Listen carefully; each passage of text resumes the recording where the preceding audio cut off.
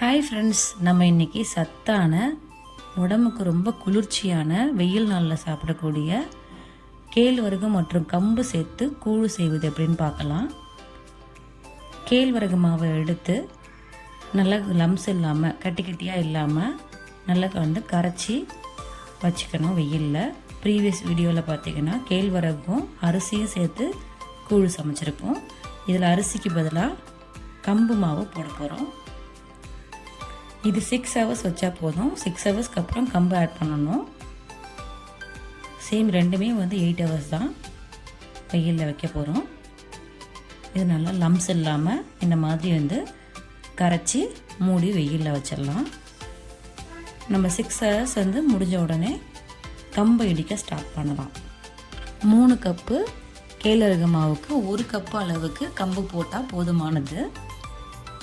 இது ஃபஸ்ட்டு நம்ம தோல் எடுத்துக்கணும். தோல் எடுக்கிறதுக்காக நாங்கள் உரலில் போட்டு ஃபஸ்ட்டு குத்துவோம். உரல் இல்லாதவங்க மிக்சியில் ஒரு 2 டைம் போட்டு எடுத்து தோல் மட்டும் எடுத்துட்டு பொடிச்சு எடுத்துக்கணும். இது கொஞ்சம் டைம் ஆகும். மிக்சியில் போட்டு எடுத்துனா கொஞ்சம் சீக்கிரமாகவே முடிஞ்சிடும். பட் ஆனால் இது டேஸ்டியாகவும் இருக்கும். நாங்கள் எப்போவுமே உரலில் போட்டு தான் அடிப்போம், மிக்சி யூஸ் பண்ண மாட்டோம் அவ்வளோவா. அது மேலே பறக்க ஆரம்பிக்க அதனோட தோல்லாம் இந்த ஸ்டேஜில் எடுத்து நம்ம புடச்சி எடுத்துக்கலாம். புடச்சி எடுத்துட்டு இது ஒரு 20 minutes தண்ணி தெளித்து ஊற வைக்கணும். ரொம்பவும் தண்ணி ஊற்றக்கூடாது, அது வெட்டாகிற அளவுக்கு இருந்தால் போதும். அதுக்கப்புறம் நம்ம இடித்தோம்னா இந்த பதத்துக்கு வரும். மிக்சியில் நீங்கள் போடும்போது ரொம்ப பவுடர் ஆக்காமல் இந்த பதத்துக்கு அரைச்சி வச்சிட்டிங்கன்னா போதுமானது. அப்போ தான் டேஸ்ட் நல்லாயிருக்கும். குடிக்கும்போது கம்போட டேஸ்ட் நல்லா தெரியும் உங்களுக்கு. பாருங்கள், இந்த ஸ்டேஜ் ஆனதும் நல்லா இடித்து எடுத்துட்டு இதை நம்ம 6 hours கழித்து நம்ம வச்சுருக்க கேழ்வரகு மாவு கூட சேர்த்து திரும்பவும் கரைக்கணும்.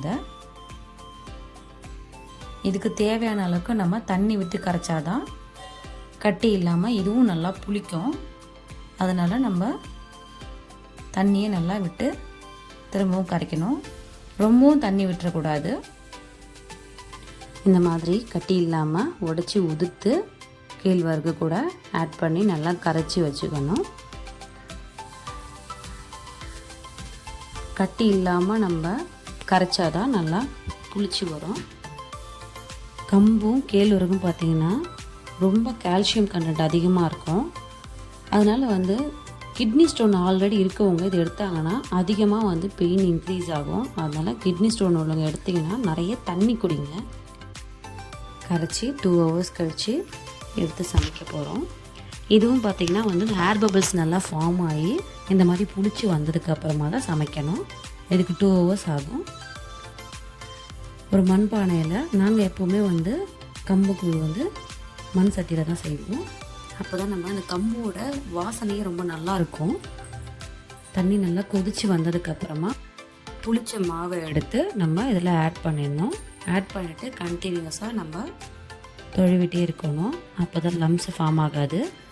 இது ஆனால் நமக்கு வேகிறதுக்கு கொஞ்சம் டைம் எடுத்துக்கும். நார்மலாக நம்ம முன்னாடி பார்த்திங்கன்னா கேழ்வரகு கூழ் சமைச்சிருப்போம். அதில் அரிசியை முன்னாடியே போட்டு வேக வைக்கிறதுனால 10 minutesக்குள்ளே வெந்துடும். ஆனால் இது அப்படி கிடையாது. கம்பு வேக டைம் எடுத்துக்கும். அதனால் நம்ம என்ன பண்ணணும்னா கம்பு வெந்துருச்சா இல்லையான்னு நம்ம பார்க்கணும், தொழுவிட்டே இருக்கணும். இது வேக டைம் ஆகும். நம்ம நார்மலாக முன்னாடி ப்ரீவியஸ் வீடியோவில் பார்த்திங்கன்னா 10 minutesன்னு சொல்லிட்டு இருந்தோம். பட் இது கம்பு வேகிறதுக்கு டைம் எடுக்கிறதுனால 15 to 20 minutes வரையும் ஆகும். அதனால் கண்டினியூஸாக தொழுவிட்டே இருக்கணும், இல்லை அடி பிடிச்சிடும், தீஞ்ச ஸ்மெல் வரும். அதனால் கண்டினியூஸாக மீடியம் ஃப்ளேமில் வச்சு தொழுவிட்டே இருந்தீங்கன்னா இந்த மாதிரி அழுத்தி பார்த்திங்கன்னா கம்பு நல்லா வெந்திருக்கணும். சாதம் மாதிரி வெந்திருந்தால் தான் கம்பு வெந்துருச்சுன்னு அர்த்தம். இப்போ நம்ம க்ளோஸ் பண்ணி வச்சிடலாம். இதுவும் மறுநாள் காலையில் தான் நம்ம சாப்பிட்ணும். இப்போ நமக்கு ஒரு பாத்திரத்தில் தனியாக கொஞ்சம் எடுத்து நமக்கு தேவையான அளவுக்கு உப்பு போட்டு கொஞ்சமாக தண்ணி விட்டு ஃபஸ்ட்டு கரைச்சிக்கணும். இல்லைன்னா கட்டி கட்டியாக இருக்கும். கொஞ்சம் கொஞ்சமாக தண்ணியை ஆட் பண்ணாதான் கட்டி கட்டியாக இல்லாமல் கூழ் அப்போ தான் ரொம்ப நல்லாயிருக்கும். சுவையான கூழ் தயார். மோர் மிளகாய், வெங்காயம், நார்த்தங்காய் ஊறுகாய், மாங்காய் இது எல்லாமே நீங்கள் இது சைட் டிஷ்ஷாக வச்சு சாப்பிட்டா ரொம்ப டேஸ்டியாக இருக்கும். இந்த மாதிரி சமைச்சு பாருங்கள். உங்களுக்கு பிடிச்சிருந்தா லைக் பண்ணுங்கள், ஷேர் பண்ணுங்கள், மறக்காமல் நம்ம சேனலை சப்ஸ்கிரைப் பண்ணுங்கள். Thank you friends.